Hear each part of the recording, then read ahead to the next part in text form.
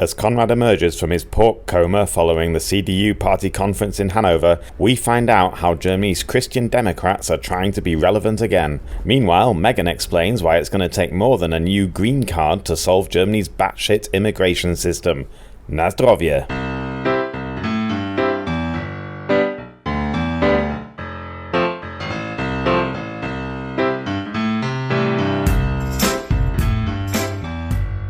Hello everyone, it's time for another Megan's Megacan. I'm Megan and I'm here with Konrad Werner. Hello Konrad. Hello. How are you? I'm very well. Yeah, as a mark of respect, we did not record on Friday.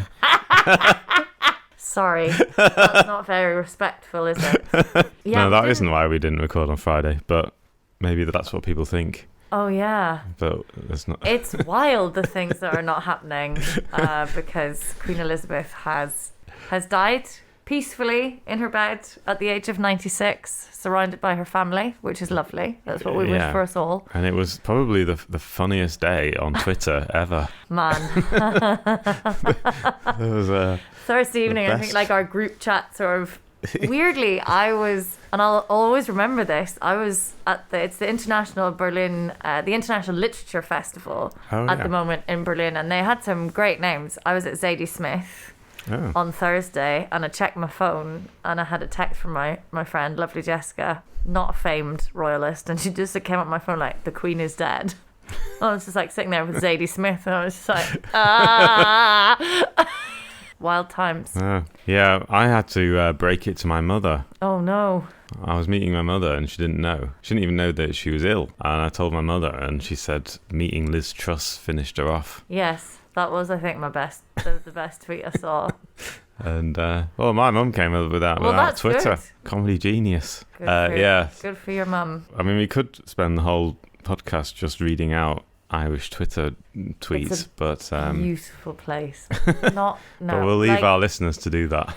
Yeah, and I think it is like an interesting time, and were we a UK politics podcast, we could talk about it. Of course, the German press have also gone a bit mental with it. Yeah, a little bit. Yeah, not as much, but a little bit. Well, I got a bit of a small story because the very next day I went to the CDU party conference and it was mentioned there, so I can tell you how the Queen was remembered at the CDU party conference. All right, but before we do that, shall we have some alcohol? Yes. We should also mention that our alcohol these days is actually funded by our lovely Patreon people. Yeah. Patrons. Yeah, we got a new one.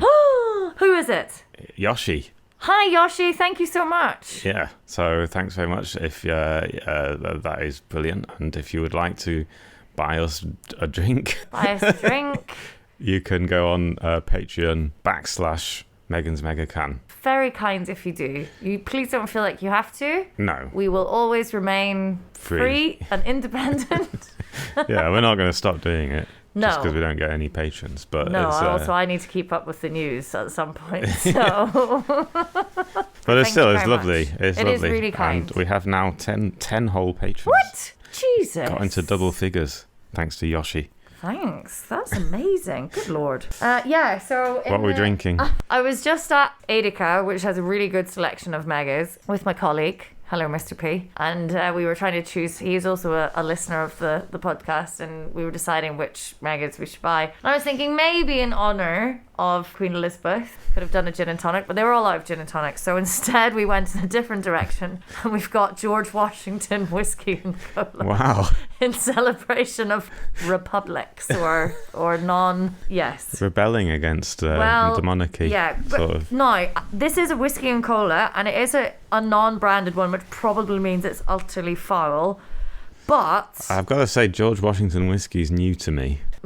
Yeah. It's not a very... Someone did say also on Twitter that King Charles III sounds like some off-brand whiskey you get. Anyway, let's see, because it could be fine. Perfect mix of whiskey aged in special cask for mellow flavour and cola. That's not saying much. I don't know how long the tradition of George Washington whiskey is, but maybe he also once made whiskey. All right, remember not to smell it. Cheers. Cheers. Oh, the first taste, it's very like cola bottle-y. I'm not wildly mad at that. Like, I think that's okay. Yeah, it's quite sweet. For a whiskey-based drink, it is pretty sweet. There's more cola than whiskey in it, I feel. Well, it's 25% whiskey according to the thing. Let's see how drunk we get. Yeah, that's always a good way of telling. The same colleague also was saying the other day, he's like, oh, listen to the Megacast. It's good. I can really tell you're very drunk at the end. He's like, I can tell, because I know you. Yeah, I am. It's difficult drinking a Megacan, usually just in the afternoon on an empty stomach. Yeah. I mean, I think as a podcast, we try not to get too drunk. I mean, I think there's been a couple of times where I got weight or I arrived drunk, and I will never do that again because I was so embarrassed. I will never listen to that episode. Because there are podcasts that are called like Drunk History or Drunk History is a brilliant show. And if I were a history teacher, it would be really hard for me not to set that. I just want to set it as like a homework for my students. Yeah. The older ones who I know drink, but that would be really irresponsible. But I like to think that our podcast is more sort of the alcohol is more of an icebreaker rather than a vehicle for the whole news. Yeah. This is kind of... It's like a crutch. Oh, a crutch, yeah. It's maybe just a bit of a gimmick. Everyone needs a gimmick. Anyway... All right, so... Would you like to hear how the Queen Elizabeth was remembered by the Christian Democratic Union this weekend? So it was the CDU party conference. Yeah, on Friday and Saturday. Now, before we do this, can you set the scene a little bit for me and our listeners? Where is it? It is in Hannover. Right. And what kind of a building? A big functional building or a traditional kind of classic beautiful house? Well, it was in the Hannover Messe. Okay, so a big Messe, a big... what is that? It's like a conference... what is a Messe for people who don't speak German? Conference hall.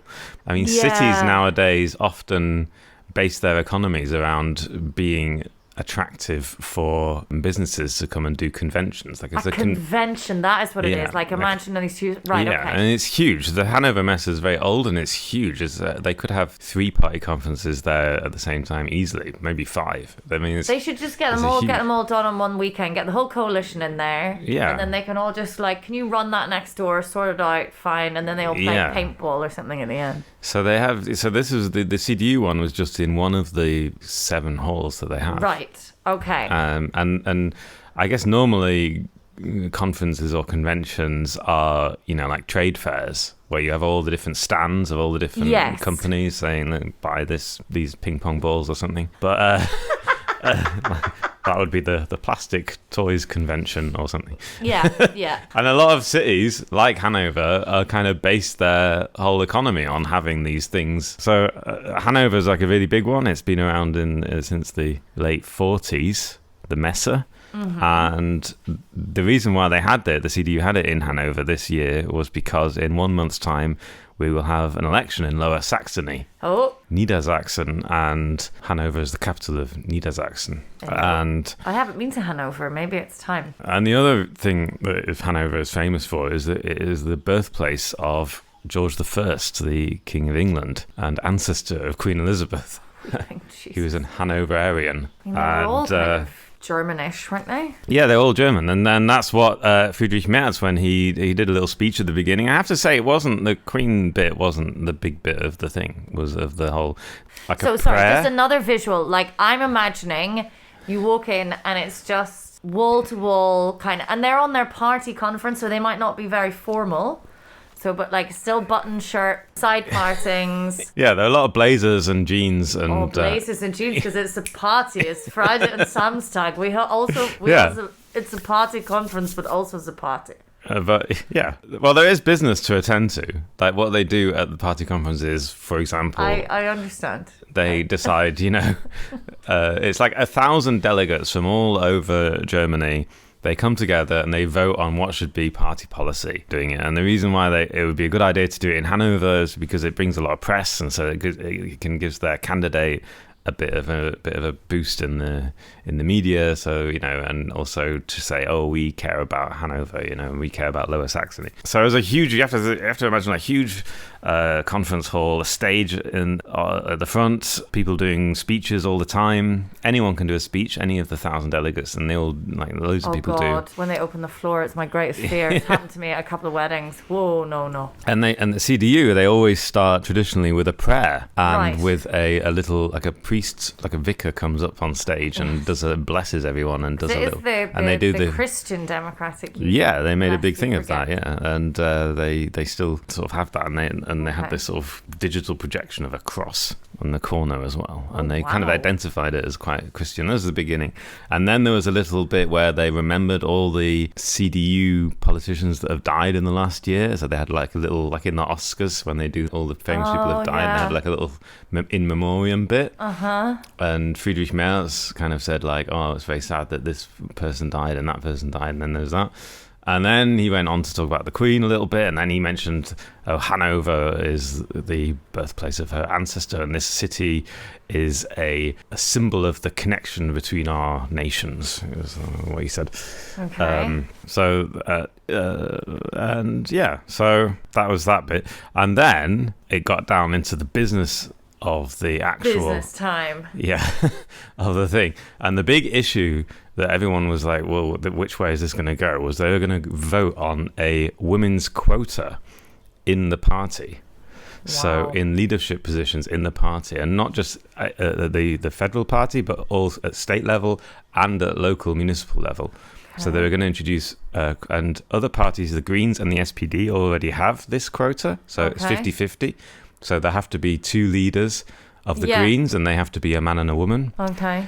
And that also at local level as well, and at state level. Okay. So this was a very controversial issue for the CDU, because the CDU they consider themselves a conservative party, and they also are sort of like emotionally against the idea of quotas. I would say they don't believe in quotas. They think it's bad. Because if you are convinced the status quo, which conservatives are, is right and good and the natural order of things within a meritocracy, or that is kind of I guess what the party line is. Yeah. Then if you have the idea of quotas, that it implies the status quo has inherent biases and systemic inequality. So they can't... Yeah. If your whole thing is like, but this is the best way because it's been this way, and look at our riches and loveliness for everybody. So this has been an ongoing debate in the CDU, and it's been battling over its whole attitude to structural sexism and whether women, basically women, but whether it believes in what do we think about women? So in the 90s they also had this debate, and they rejected the idea of a quota, and what they had instead was a thing called a quorum. Instead of a quota, it was a quorum, and that was like a voluntary quota that local parties could bring in if they wanted it. Okay. So some local CDU branches did bring it in, and the women of that generation who spoke in favour of the quota said, if it hadn't been for this, I wouldn't have got into this position, including Annegret Kramp-Karrenbauer. She spoke in favour of it. Okay. Julia Klöckner, who was the one of Merkel's ministers, I think agriculture, food ministry. She spoke very passionately in favour of this quota. So what was very noticeable, like 35 people spoke during this debate, and they all had 2 minutes each to talk, and then there was a vote, and it was very much on a knife edge. Like no one knew quite how the delegates would vote, because the party members, the base, the party base, the roots, the grassroots, as we say, they were very much against it, and it was like they were 80% against it. So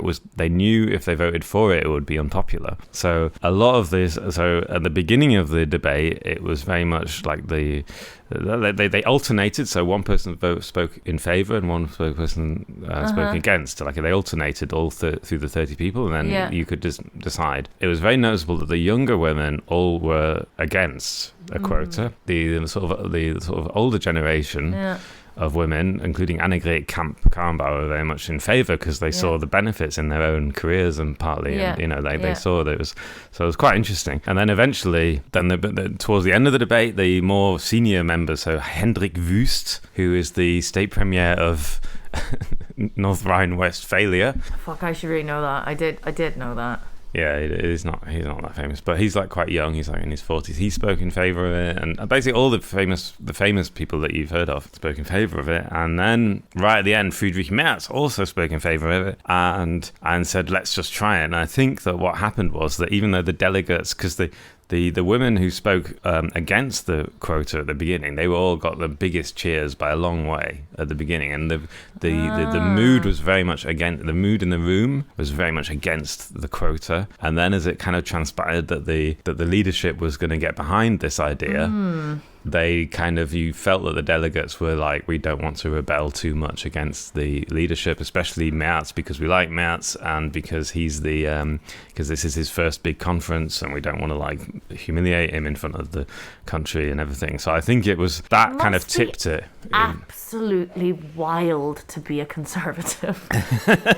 Yeah. Like when your thoughts are, oh, well, Friedrich Merz, we don't want him to be embarrassed in front of the country, so... Well, yeah, it's politics, isn't it? You know, yeah, but conservative politics, I think, is particularly wild. Like that you don't have... I don't know, or maybe also people changed their minds. I think that's interesting between the generations of women. And I guess that is sort of one thing that you get within like waves of feminism. Like you never understand what the previous generation, what it was like for them. And so maybe something like to us, women of my generation, would seem like a Frauenquota would seem a bit outdated. And do we really... Yeah. Mind you, if I was in the CDO, I was like, we probably need it.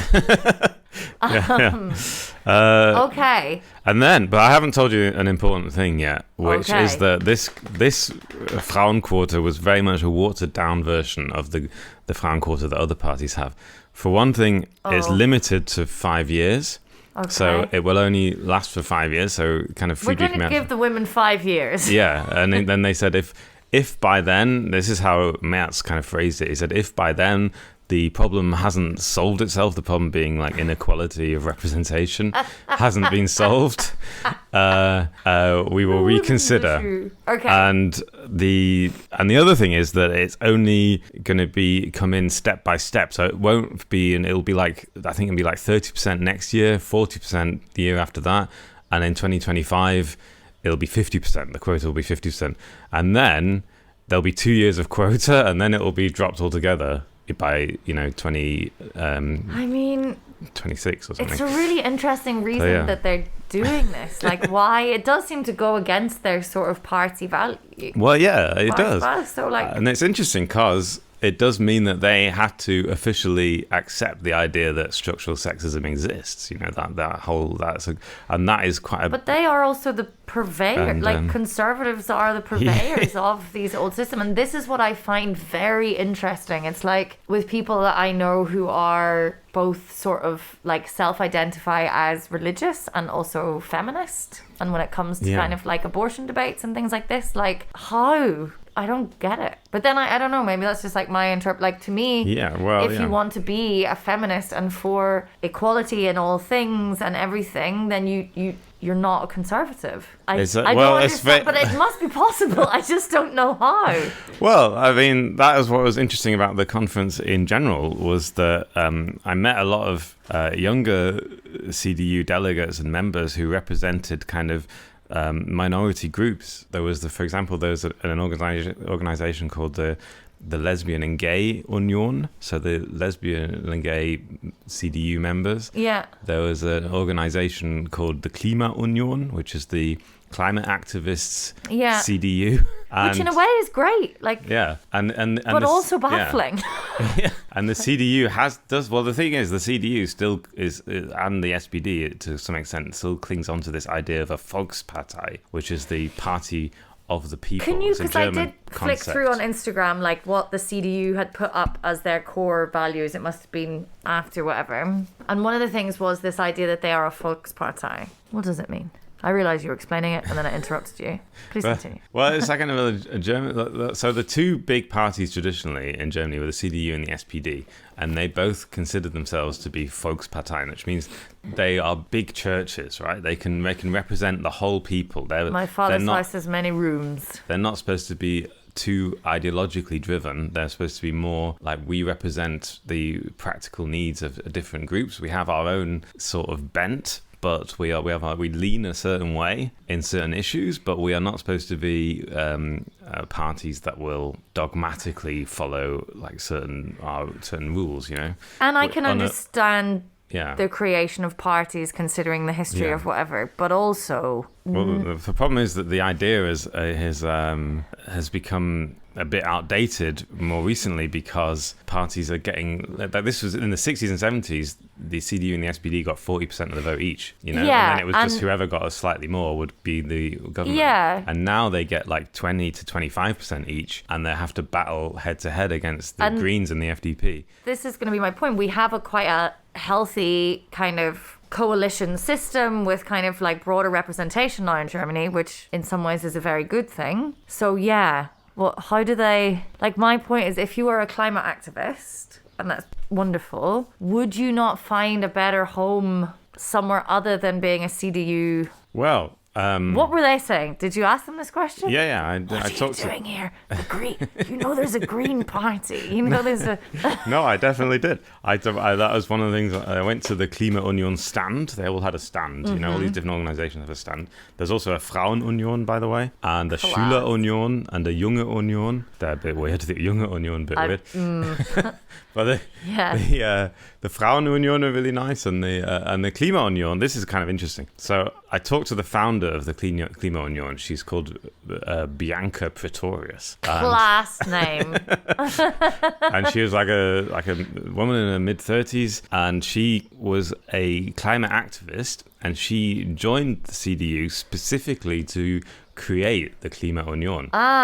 So she was like 2 years ago, she was not a member of any party, and she was, you know, joining different climate demonstrations and everything. And she was a kind of an entrepreneur as well. And she was making TV shows about exploitation of women and other stuff. And, you know, she was doing interesting things. Yeah, she said, well, which party do I want to join and to make a difference? And she felt like joining the Green Party would be kind of pointless for her because she felt like the party that can make a difference. She thinks of the Green Party as being like kind of like hippies, you know, like people who want to feel a certain closeness to nature, and they feel like we should get back to nature.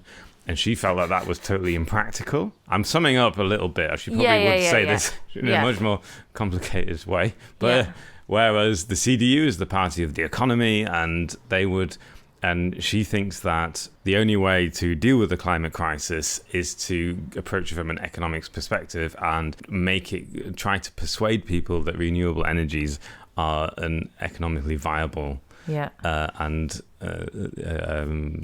you know, what do you call it, approach. Now, probably our friend Izzy would have a lot to say about that, but the point is that I think that I don't think I can that understand is where she's coming from. Okay, but that makes sense that you want to go and make a difference in certain. Fair enough. I do also think again we're still in this old, slow. Yeah, and I guess then maybe that's why you would maybe find, you know, that makes sense. That she would be, because she cares about the climate, but she's also not, she's a relatively conservative, like she thinks that we're going to solve it through economic means, which a lot of people don't think. We have to give up this idea of like perpetual growth and Volkswagen leading us into the new green dawn. But that kind of, I guess, makes more sense. I don't know if I find that heartening or depressing. I think depressing. Well, she told me that she'd lost friends doing this, like with her. She said all her friends was telling her, you're greenwashing the CDU and you're making a pact with the devil, and she just felt like, you know, that's what she wanted to do. And she did. It was for her like a hurdle that she had to get over to say, I have to join the CDU. And fair enough, I don't want to. She obviously knows a lot more about her life path and choices than I do. But okay. So yeah. Well, I guess we'll wait and see. Yeah, we'll wait and see. Apparently, the Klimaunion has about 1,000 members now, which is quite a lot. It's okay. And she described it as being. I thought it was quite good. She said that it was like going to a village disco where everyone's standing around and no one dares to go into the middle to dance. And as soon as the Klimaunion arrived, like everyone started joining. You know, she said it was like that. That's nice. But then it's just what it's going to be. Anyway. So that was that. And then Friedrich Merz made a speech, and Markus Söder made a speech, who came along from Bavaria, from a different party. And they were big hits. And I think their style was very similar, and they made very kind of abrasive anti-government speeches. They were kind of making jokes about the Greens and about the... Is this clip of Söder which has gone viral with him talking about... Kristallnacht? Yes. Which is presumably... I've only seen that, like... It's like he's like, and it's not going to be enough that cannabis is legalized. It's going to be cocaine and crystal meth. Meth, for the uninitiated, also being the word for this German delicacy, which is raw minced meat. Pork. Yeah, spread on bread and sometimes shaped into a hedgehog. Yeah, that's a Met Eagle. That was like more of a... I mean, it's unusual to shape it into a hedgehog, I should make clear. I feel like at one point I've seen it shaped into a hedgehog and it's burned. I cannot get that image. It's very 70s dinner party. Yeah. That kind of weird thing where you have olives for the eyes and bits of onion to be the spikes of the hedgehog, and its body is just raw minced pork. Yeah. Anyway, so, crystal meth. And that clip went viral when he was railing against the Greens supposedly in favor of legalizing crystal meth, and it was quite funny. I would rather have crystal meth. But the thing that was the kind of those hedgehogs. But anyway, that was the kind of interesting thing about the whole conference, was that the people on stage. Friedrich Merz made a joke about the public broadcasters, and the gender Sternchen was always the butt of a joke. You know, they always kind of made jokes about public broadcasters and universities introducing this gender Sternchen, which was supposed to be too politically correct, and they kept, it was those kind of jokes were always like on stage with Söder and Merz. But as I was saying, amongst the delegates, they were much thinking, well, sooner or later we're probably going to have to join a coalition with the Greens, because that's the other strongest party in Germany now. So it's really kind of interesting, now that the CDU are no longer in power, that they're this opposition party, and really kind of the opposition party, because they're, this big party that's not in the... the other three ones are in power, then, and this always happens with opposition, but you really see, to me, where these the core, not all of them, but that, Söder and Merz, just these heckling, let's make a joke about, then they'll be legalizing crystal meth. I'm like, that's not a valid point about any policy, anything, and it just sounds like this populist rhetoric, and that is, to me, worrying, because we now have the opposition parties, two most kind of powerful guys are Merz and Söder, and they're coming out with this very populist, meaningless but very appealing to some people rhetoric, and they're not hemmed in by the idea that they're kind of like the ruling party, so they kind of have to mind their P's and Q's and Sternchen. Great. That was pretty much the whole thing. And then there was a lot of pork was for dinner at the CDU party conference. So you get dinner? Well, you get... For 1,000 people? There was a crystal meth. So on the just like ice sculptures and meth. It's crystal meth. Oh god. So on the Friday night there was that was called the Niedersachsen Abend. Oh Jesus. That's what they called it. And sounds actually genuinely delicious. I love German proper food. So there was this sort of catered dinner. And I wasn't sure if I was allowed to go as a journalist, but then they let me in, but I had to leave I wasn't allowed to take a camera or a recorder in with me. And because what's said at the Niedersächsisches. It was all off the record. Yeah. And then, but there was, excellent free catering, I have to say, but it was Schweinebraten. Oh, but it was really good Schweinebraten with gravy. And I actually brought you a little gift. That was from the Niedersachsen Abend. There's this little miniature Feuerstein. Oh my god. What is it? It's like a little liqueur. There you go. Should I try it? Go on then. So it's a kind of a brandy or something. Oh, Kräuter. I fucking love this shit. And what is this? It's got a picture of a sort of a cliff made out of different stones. Yeah, it's kind of a spicy brandy. And they were standing around on the tables in the Niedersachsen Abend. That's brilliant. The thing is, right, I'm never going to be a CDU delegate, right? But when I think about, to be honest, what party of all the like different parties, what party is probably going to be the one that I would maybe have the most fun at? I don't know. But that smells really smoky. Have you tried this? Have you had this? No, I don't really know what it is. Well, I can't drink it and then give it to you because Oh no, you have it. I killed it. I'm wearing so them. Megan is now about to drink some Feuerstein, which was free at the CDU party conference. Oh, I like that. Yeah. I really like the weird kind of schnapps. Like that is like a very medicinal Kräuterlikör, like a Jaeger but nicer. Yeah, and is it spicy? Or is it like hotter? Or because I always imagine because it's called Feuerstein that it's. I mean. Oh, I don't know. Or is it just more like a Jaeger thing? It's quite bitter, and it does taste quite smoky like fire, but not hot. But maybe to a German palate, it's hot. I don't know. Okay. Well, there we go. That's delicious. Thank you very much. It'll do your cold some good. Garantiert Original Rezept Apotheker Drübe. So it is medicinal, so I can have some. It does taste like it's going to do my cold good. So I'm wearing a mask for people listening at home. Because I would really like to normalize like they do in civilized countries. Now that we all have masks, the wearing of masks, even if you don't have corona, if you feel a bit sick, put a mask on. Yeah, I know. I mean, it's weird that we went so long not putting. We just went to work with a cold. And now we know what the secret is of not giving each other's colds because we've barely had any colds for 2 years. Yeah. And still we're all coughing and spluttering over each other. I watched a kid do it today, and I was like. He just shrugged and he said, well, my test's negative. It's just a cold. Like, yeah, but you're just going to give everybody your nasty cold, you nasty boy. Yeah, interesting. Anyway, so that's the party. Do you want some other news?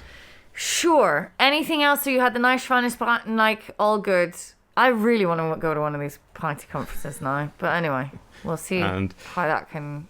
Well, this might interest our listeners abroad. Oh. Because Germany has wants to introduce a green card. Oh. Which they're calling a Chancenkarte. A Chancenkarte. Right. So this is supposed to make it easier for people to move here to look for work. I see. From non-EU countries. If you're in the EU, you can move here anyway. Come on in. But if you're outside the EU, fine-ish. you can get this Chancenkarte, which is like translates as opportunity card, and it's equivalent. It's sort of a bit like the US green card, also slightly modelled on the Canadian points system. Do you know about that? I do. Yeah. So you get like a certain number of, you get like out of 100 points, if you get 75, you're allowed in to look for work for a bit. Yeah, and it's things like, do you have a degree? Do you have a master's degree? Do you have this kind of qualification? Is English or I would imagine maybe German on there? Yeah, so... no one speaks, just come to Berlin, no one speaks German anymore. So they've made it quite simple. There's only 4 points. And you need to have 3 of them to get a Chancenkarte. So the 4 points are a university degree or other kind of professional qualification, professional experience of at least 3 years, language or a previous residency in Germany. So if you have a certain proficiency in German. Have they said what the proficiency is? No, this is all very vague. They're just talking about they're going to. They've basically announced that they're going to do this, and then the details will come in the autumn at some point. I see. And the 4th point is aged under 35. Oh, wow. So I'm out. You're out. Yeah. That's fucking mental. This is a terrible thing. Well, and then the deal is you can, if you fill one of these, 3 of these 4 criteria, you can come to Germany for a certain amount of time. They haven't decided yet how long, and look for work. Okay. And if you get work, then you are allowed to stay. So, for instance, in Berlin, we have a devastating teacher shortage. Yeah. Something like 1/3 of new, so like positions that were new this year in teaching that have been filled this year, right, for this academic year. 1/3 of those are given to, first of all, there's like loads that are, I think there's like 1,000 teacher roles not filled in Berlin. Okay. I actually need to check these statistics properly, and we probably should have someone on to talk about this because it's a fucking scandal. So this is great. I come in, I fulfill three of those criteria. I have my teaching qualification. This was what me arriving in. I have 3 years experience. And actually, I'd lived in Germany before, right? Yeah. So I want to come and I want to find work as a teacher in Germany in a state school. But according to the rules, even despite this huge teacher shortage where there's 1,000 teacher places not filled, and of those that have been filled this year, a full third has gone to QuereinsteigerInnen. So you are kind of allowed to teach if you have a master's degree, but you don't have a teaching qualification. But you can be let in certain subjects. But that system is unbelievably complicated to get a job through. So I arrive and I have to then submit all of my qualifications. I have this visa, whatever, this green card for a certain amount of time. I have to submit all my documentation to the Senate. And then they usually tell me that I need a second subject, which is not the law in other countries. So often secondary school teachers, for instance, are just qualified in one subject. And then also you need to have C2 German to work in a German state school, which is quite hard to get. That's just one profession that this is not, you can get this green card, but unless they go through all the different states' legislation on recognizing foreign qualifications to do an equivalent job here, then that's not going to work. Because all I'm going to do is spend those months on my Chancenkarte work, coming face to face with the fact that I can't do it here, which a lot of teachers do, obviously, because it's insane and no one thinks. Well, because of the different rules in different states. Yeah. Like you think that you're going to come, and that was me coming as an EU citizen. I've only just been qualified to teach in German state schools. And yes, there are jobs in international schools or like private schools, but those are finite and it doesn't solve the teacher mangle, which is presumably what this Chancenkarte is being brought in to. Yeah, I mean, it's not just teachers that there's a shortage of. There's a shortage of everything. Care workers is a big one. Nurses, a big one. Doctors, anything in industry, engineering, IT. There's a shortage in everything. Yeah. Plumbers. Have you ever tried to get a plumber in Berlin? It's a nightmare. Or someone to fix my gas. But that's not going to be solved by someone coming in who's under 35 with a university degree. Well, no. But they could, if they have a qualification as a plumber. Yes. They could come. Do they have to be under 35? Well, if they fill 3 of the 4 criteria, they don't have to be under 35. Oh, but okay. if they have the professional qualification, who's coming in? They have to know German in that case. That would be the other one. But no one outside, no one emigrating to Germany knows German. This is what they need to fucking understand. And actually, it doesn't fucking matter whether, like, if you need plumbers, because we have this huge, like, it is a nightmare trying to get, like, someone to come in and, like, work on apartments. And we've got people like these huge, like, Achilles trying to get, or like these companies that own thousands of flats in Berlin and other cities in Germany, presumably.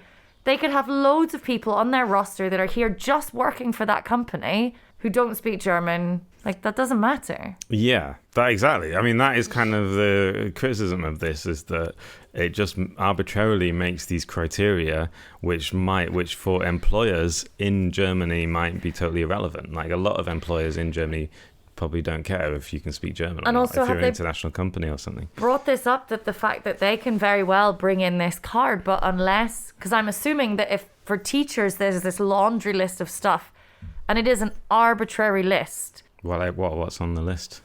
For teachers, you have to have all of this stuff, and you have to have C2 German to work in a state school, which is the highest level. Yeah. It's very hard to get that, and you also have to have 2 subjects, which for secondary school teachers is not a given.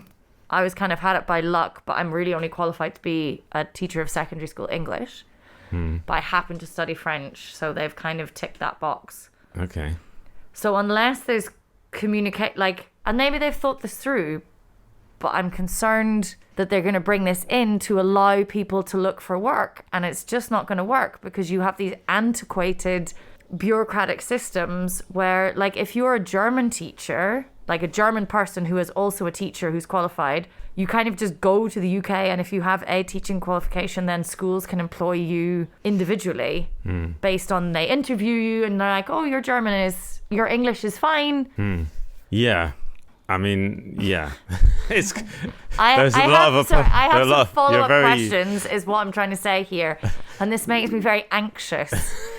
Well, I don't know if I can answer all your questions. No, it's not you I have the follow-up questions for. You are not the problem here, Konrad. But there are other underlying issues with Germany's system, which is the bureaucracy is very slow, and it often relies on paper for certain things. And yes, by the way, if you are a teacher and you want to submit to your documents, you have to do it in person, and there are 4 hours in the week, the Sprechstunden, that you can do that in. And then you have to wait for up to 4 months. And do you have to get your documents translated by a notary? Or do you have some of them, yes. Not all of them, but yes, all the key ones have to be done and notarized, yeah. So you have to get an official translation, and then a notary has to certify. There's often translators that do the same thing. It doesn't have to be notarized, but it has to be like an official translation. Right. Which obviously costs money as well. Yep. Oh, Jesus. Yeah. So obviously this green card isn't going to solve all those problems. No. I think what this green card, unless they have thought it through in more depth, all it's going to do is bring in a whole lot more people who are in the same position now as foreign qualified EU workers in certain professions that are finding that in Germany your qualifications aren't automatically recognized. Yeah. So there's just going to be more people, and then these bureaucratic systems are going to be further overloaded. Whew. Yeah. And the other thing is recognizing foreign qualifications has been a big issue in Germany for a long time, because Germany... They don't want to do it. Well, Germany culturally sets a lot of store by paper qualifications. Yeah. And the bureaucracy for people to recognize those qualifications is very vast and complicated, and also federal, so it's also like different in different states. And it's also complete horseshit. So they are, I think we're talking about Hubertus Heil, by the way, as the Labour minister. And he did give an interview where he said, like, I realized that all these things are a problem, and we are working on making it easier, but they want to make consulates in foreign countries and give them more staff so that they can check qualifications and other stuff like that. Yeah. You also just need to relax the rules, lads. And you also need to have a cultural shift in that you are able to, like, things that happen in... And again, I'm bringing it back to schools because that's what I know, but I'd imagine it's applicable in things where employers can hire and are empowered to hire based on candidates that they find and that they vet in interviews and all of that stuff, rather than this arbitrary, because it is arbitrary. My French was taken at face value. I am allowed to teach French to Abitur, no questions asked. No one's ever talked in French to me. I can no longer functionally speak French because I haven't done it for 13 years. Yeah. But that was fine, box ticked, because I had that many credits at university. So I'm allowed to go in legally and teach French in a school, which I could not do. But I had to, in order to be able to do that, pass this really high German exam. So it's not, we've got these checks in place that are not fit for purpose in any way. They neither are good quality control or like fast and what we need. Like, there's no benefit to them whatsoever. But people need to be able to look at the one human being in front of them and say whether we think that they should be allowed. But I feel like Germany is not culturally very good at that, and so we rely rather on paper qualifications rather than our own judgment of individuals. Yeah, I mean, that's what this guy that I was talking to, this sort of Labour economy expert person, he was saying that why don't we just give people visas and let the employers decide whether they want to recruit people or not, you know? Hey! and then, you know, then a lot of these issues don't need to be. He thought of it as another set of criteria that is being placed on top of the whole system already, and yeah. Well, anyway, so there might be a chance. This was I wrote this article this week, and it got a lot of clicks around the world, because I think a a lot of people interested in trying to emigrate to Germany. I mean, in some ways, this is the thing. Like, it is also, and I complain about it, but like, compared to other countries, Germany is a very nice country to teach in. You earn well, comparably. Yeah. You have a lot of freedom. Curriculum's kind of fun. Yeah. And the other thing this expert bloke said was he thinks that there's a bit of politics behind it too, because the federations of these different professions, like doctors and pharmacists, are quite powerful. And there's also a federation of tradesmen, skilled craftsmen, which includes carpenters, plumbers, those kinds of people. They actually, even though they keep saying they have a lot of shortages of those type of people, it wouldn't make them. It's not really in their interests to bring in more of those people, because then the prices would go down. Yeah, but and I can understand it. Like these qualifications, these paper qualifications are. People have worked very hard for them, and you don't want to be seen to be. It takes ages to become a pharmacist in devaluing Germany. them. Yeah.